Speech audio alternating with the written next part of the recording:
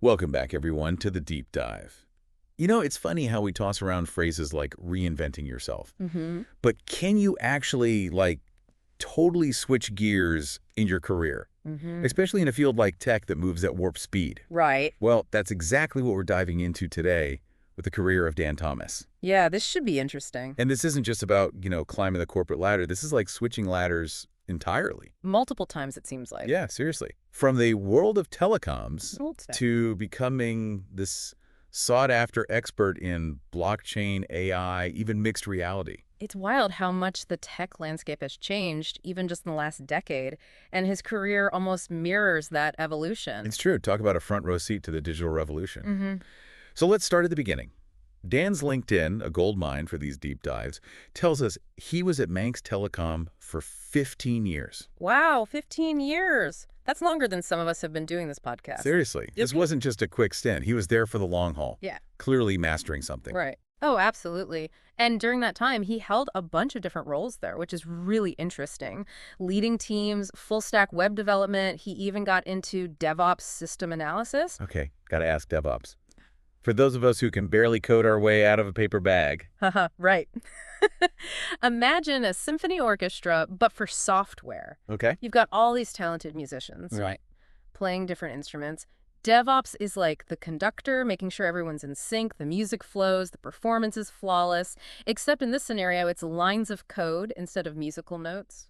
So, instead of baton, he's wielding lines of code. Exactly. It's about bridging the gap between the people who build the software and those who keep it running smoothly. Got it.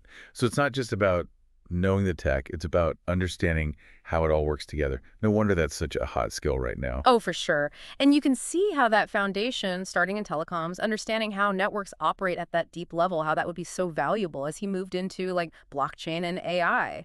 It's like he built the roads before he started designing the cars to drive on them, right? Exactly. And speaking of which, around 2020, his profile takes this sharp turn. He moves from this, I'm assuming, pretty stable telecom job into the world of consulting. Big leap. Right. And he goes all in on these specific areas. Blockchain, AI, even mixed reality. Gets a little shout out. What do you make of that jump? Was he just chasing the hype at that point, or was there something more strategic going on? That's where it gets really interesting because remember how we were talking about him seeming to predict where tech was going? Well, 2020 was when these technologies really started taking off. Yeah, they were impossible to ignore at that point. Exactly. Blockchain was disrupting everything. AI was getting so much more sophisticated. And accessible. Exactly. So it seems like he recognized that this was the future, and he wasn't just going to watch it happen. He was going to be a part of it. So he went from master builder to architect of the future. And not just theorizing, but actually designing multi-million-dollar projects, supporting the teams actually building these things, even creating communication strategies to help the rest of us wrap our heads around it all. Exactly. He wasn't just participating in this new frontier. He was actively shaping it. That tells me it wasn't just about following the hype. He saw the real potential here. He was building the future, not just talking about it. Yeah. And it's not like he was working with just anyone. His client list reads like a who's who of the blockchain and AI world. Install Labs, MelLD, Spool DAO, even the Isle of Man government brought him in. Yeah, he was consulting for some major players, and early on, too. This wasn't just freelance gigs. He was establishing himself as a trusted voice in a space that was still finding its footing. Totally. It's like, imagine being the go-to consultant for the pioneers of the Wild West. That's kind of the vibe I'm getting. I see what you mean. And don't forget, this wasn't just about technical expertise.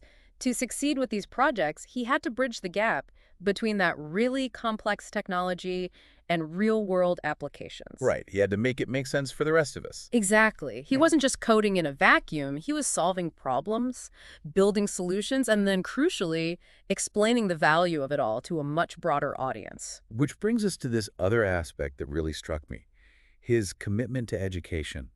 I mean, it's one thing to master these cutting-edge things yourself, but he goes and partners with Digital Isle of Man to offer free AI training. Wow, free AI training. That's huge. Right. You don't see that every day, especially from someone who's clearly at the top of their game. Makes you wonder what his angle was. It makes me think he genuinely believes in democratizing this knowledge, in empowering other people to, not just survive, but thrive in this new tech landscape. It wasn't about keeping the secrets of AI to himself. It was about realizing that the more people who understand it, the more beneficial it can be for everyone.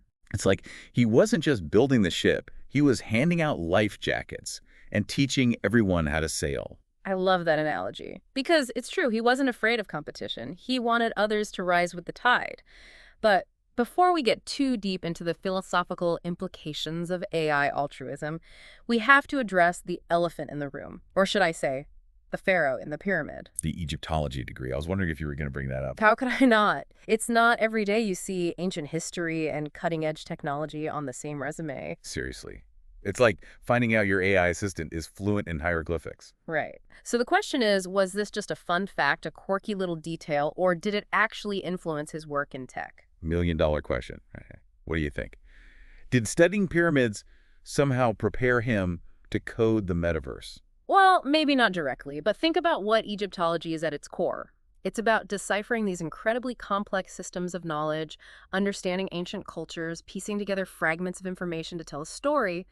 Those are valuable skills in any field, but especially in tech. So he was already a code breaker of sorts, just with ancient languages instead of programming languages. Exactly. He learned how to think critically, analyze patterns, look for connections where others might not, and that kind of thinking, that intellectual curiosity, that translates beautifully to a field like technology. It's like those years studying hieroglyphics were actually training his brain to decode the future of tech. But let's bring it back to his career path. We've talked about his tech skills, his knack for spotting the next big thing, his dedication to teaching others. Did it seem like he had it all planned out from the beginning, or was he more of a seize the opportunity kind of guy? That is the question, isn't it? Was it destiny or just really good timing? Right. Looking at his LinkedIn, there's this pattern of constant learning. And not just the Egyptology degree, but tons of certifications, speaking engagements, guest spots on other podcasts talking about blockchain and AI. This wasn't just about adding lines to his resume. It shows real dedication. It's like he was treating his career like a video game, leveling up his skills to take on the next big boss. And probably having fun doing it. For sure. But, okay, real talk for a second. Wasn't he intimidated? Like, ditching the stability of a telecom job for the Wild West of consulting and startups and cutting-edge tech? That takes guts. Oh, absolutely. It's easy to look back now and see all the successes, but there had to be moments of doubt, right? Moments where it felt like a huge risk. A total leap of faith. Yeah.